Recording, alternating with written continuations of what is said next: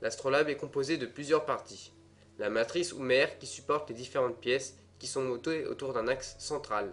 La mère est graduée sur sa face avant et sur sa face arrière. Ensuite, on trouve le tympan. Sur cette partie sont représentés l'horizon, les méridiens ainsi que les graduations de la hauteur de la sphère armillaire.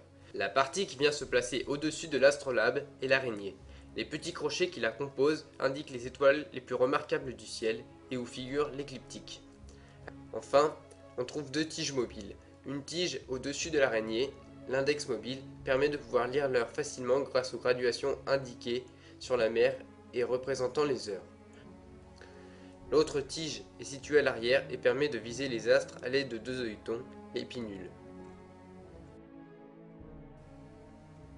Pour déterminer la hauteur d'un astre, il faut viser celui-ci à travers les pinules.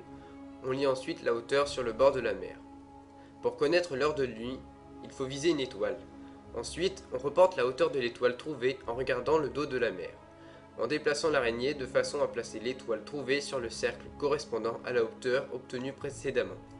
Ensuite, il suffit d'amener l'index sur la graduation de l'écliptique correspondant à la date du jour de l'observation, et finalement de lire l'heure solaire vraie sur le bord de la mer.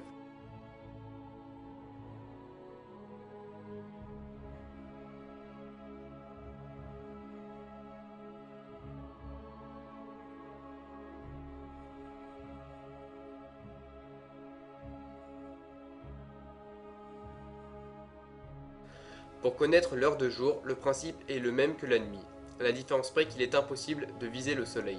Il faut donc utiliser les ombres. En effet, pour viser le soleil, il suffit de faire tourner la tige mobile munie des pinules et de faire en sorte que cette tige ne forme qu'une ombre au sol. Quand une seule ombre est formée, les pinules sont donc sur le même axe que le soleil. L'astrolabe vise donc le soleil. Il suffit ensuite de suivre le même fonctionnement que de nuit pour pouvoir lire l'heure solaire sur le bord de la mer.